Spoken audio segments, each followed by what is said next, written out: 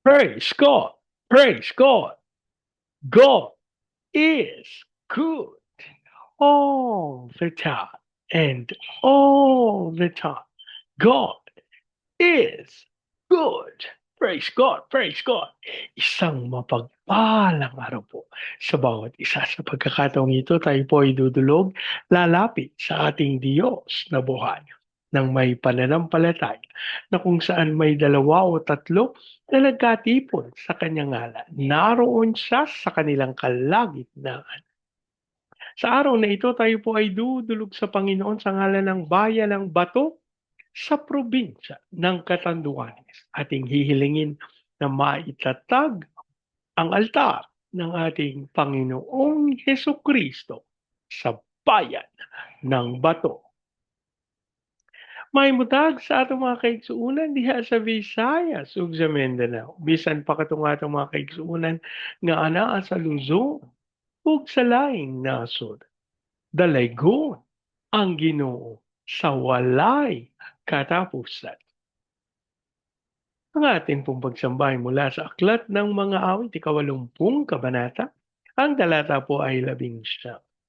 Ibalik mo kami, O Yahweh, Diyos na makapangyarihan sa lahat. Tanglawan mo kami sa kahabagan mo, kami ay iligtas. Ibalik mo kami,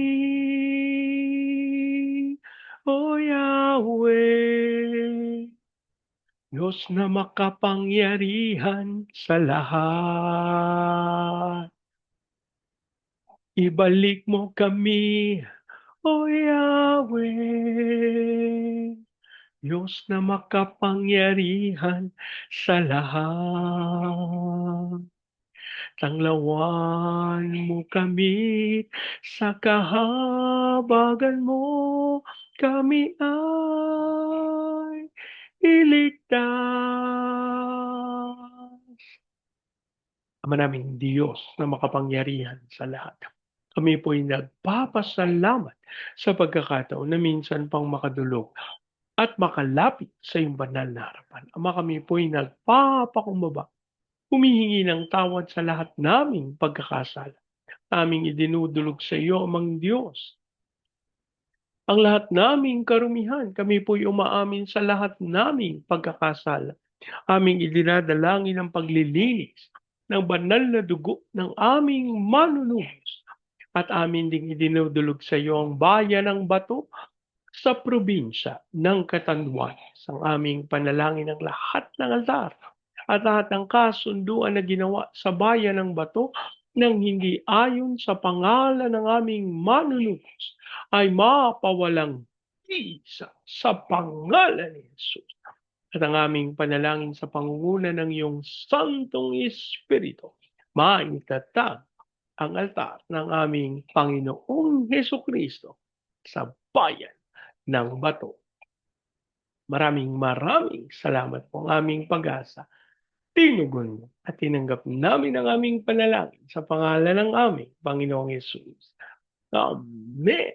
Amen. Amen. Amen. Amen. Amen. Amen. Praise God. Praise God.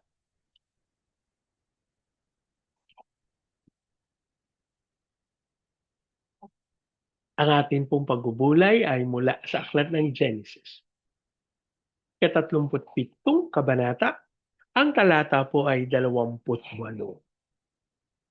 Kaya't nang may dumaraang mga mangangalakal na Midianita, iniahon nila si Jose at ipinagbili sa halagang 20 pirasong pilak.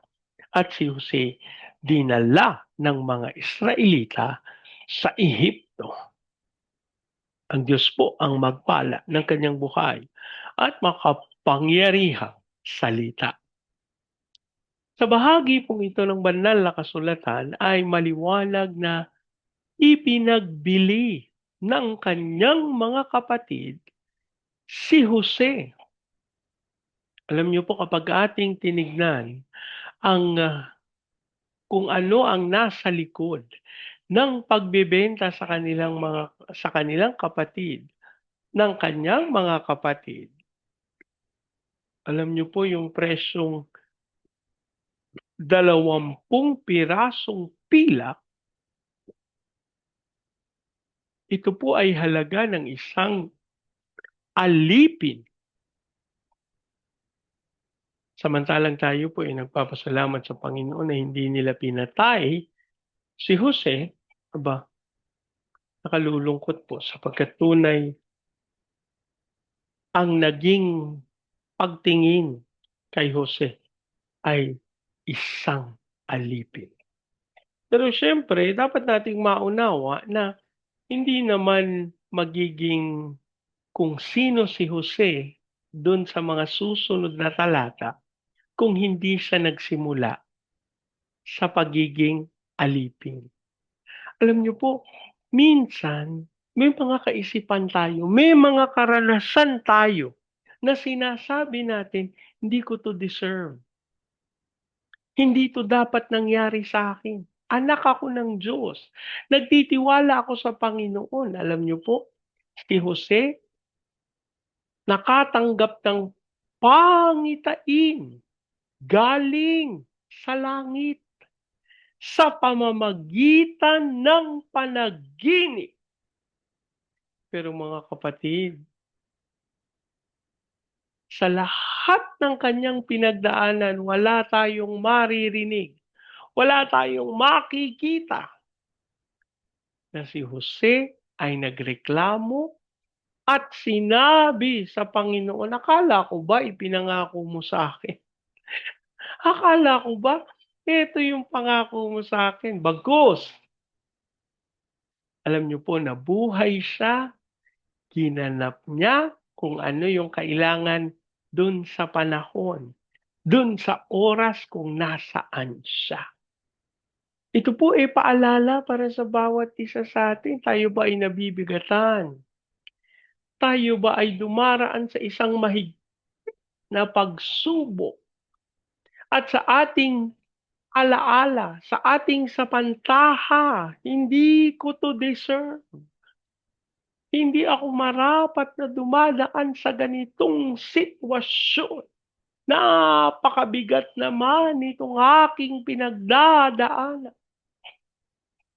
Alam niyo po, ayon sa banal na kasulatan, wala pang pagsubok na dumating sa inyo na hindi dinanas ng lahat ng tao. Tapat ang Diyos at hindi niya kayo susubukin ng higit sa inyong makakaya. Bagkus pagdating ng pagsubok, bibigyan niya kayo ng sapat na lakas para mapagtagumpayan ito. Mga kapatid, isipin natin, kung ganito yung kalooban ng Panginoon, kung ganito yung gusto ng Panginoon, aba, hindi ba tayo magtitiwala dun sa kakayahan ng Panginoon na magtagumpay?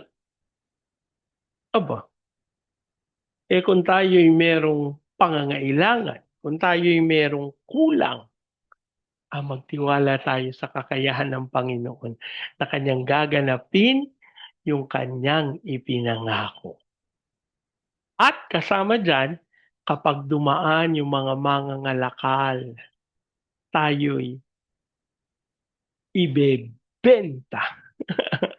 Kung paano po yung nangyari sa ating nunong Jose, mararanasan din natin ito na ipagkait sa atin ang kalayaan na tila ba tayo ay utang na loob pa nating mabuhay. Yan po ang kaisipan na tinataglay ng mga alipin kaya't sila'y nakapaglilingkod. Sapagat para sa mga alipin, ang kanilang buhay ay nakasalalay sa kanilang mga amo. Kaya mga kapatid, ito po ay dapat na maging kaisipan, kaunawaan para sa bawat isa sa atin. Hindi man siguro tayo alipin, pero malaya tayo na ganapin kung ano ang ating mga ibig, kung ano ang ating mga nais. Katulad po ng pagtitiwala natin sa Panginoon bilang Diyos at tagapagligtas, hindi po tayo pinilit. Hindi po kinailangan na tayo takutin, kundi nagkaroon tayo ng kaunawaan at sa pamamagitan ng udyok ng Santong Espiritu, tayo po ay lumakad sa katotohanan ng ating Diyos na buhay. Paano 'yan, Bernie, may sakit ako, may karamdaman ako, ang tagal ko ng nasa ganitong sitwasyon. Mga kapatid, kung pagpupuri sa Panginoon ang pag-uusapan, 'wag nating ibaling ang ating paningin sa mga pagsubok, sa mga kahirapan, sa mabigat na ating pinagdadaanan. Ang napakahalaga tayo patuloy na magtiwala, umasa, hindi sa ating sariling kakayahan, kundi sa Diyos na ating pinaglilingkuran. Bernie, kulang pa ako ng ganito, kulang pa ako ng ganyan, lahat na lang ng kulang niyo, ipagkatiwala niyo sa Panginoon. Kasi mga kapatid, kapag nagbilangan tayo, walang galang na sa inyo, nasisiguro kong sobra-sobra ang pagpapala na ipinagkaloob ng Panginoon sa atin kumpara dun sa kahirapan na pinagdaraanan natin. Kaya sa oras na ito, nais kong anyayahan ng bawat isa. Ibaling ang paningin hindi lamang dun sa kasalukuyan, kundi yung pangakong bukas na tunay na dakila at makapangyarihan. Manalangin.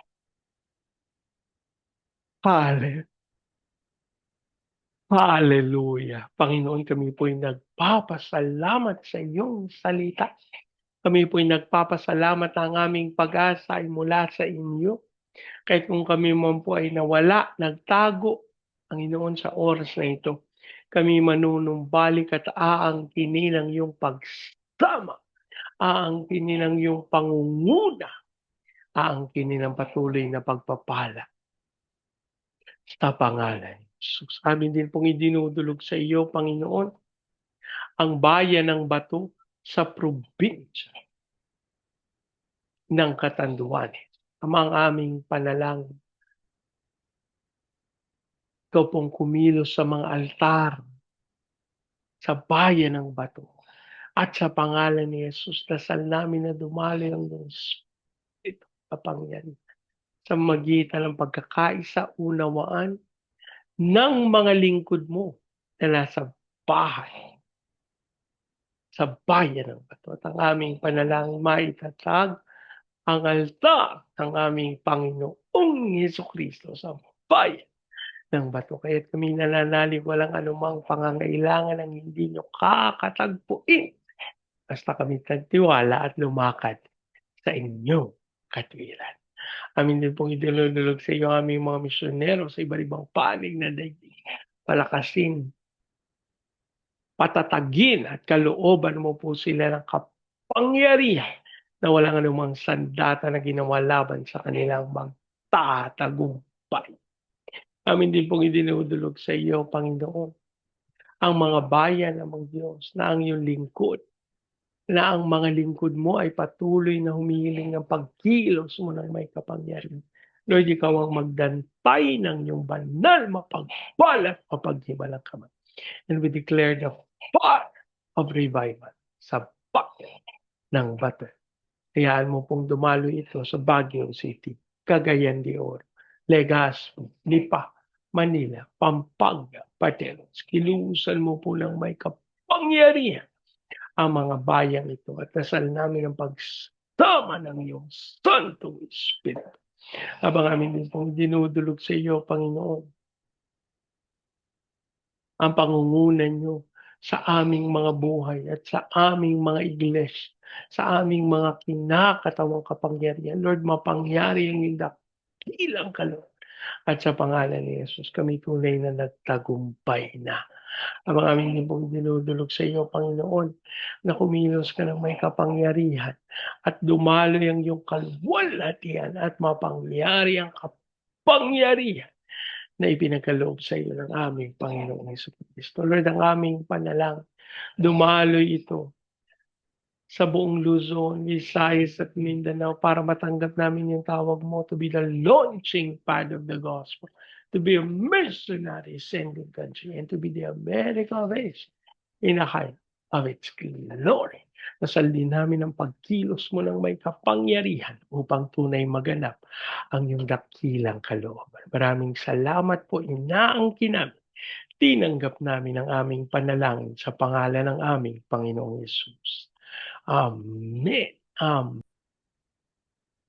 Patuloy na dinudulog sa iyo yung aming mga tagapanguna, ang aming President Marcos, Vice President Duterte, ang Senado, Kongreso, Judiciary, Military, Police, Local Government. We declare the fear of the Lord na manghari, mangyari sa aming inang bayan. Lord, ang aming panalangin, walang kasinungalingan ng kaaway ang magtagumpay.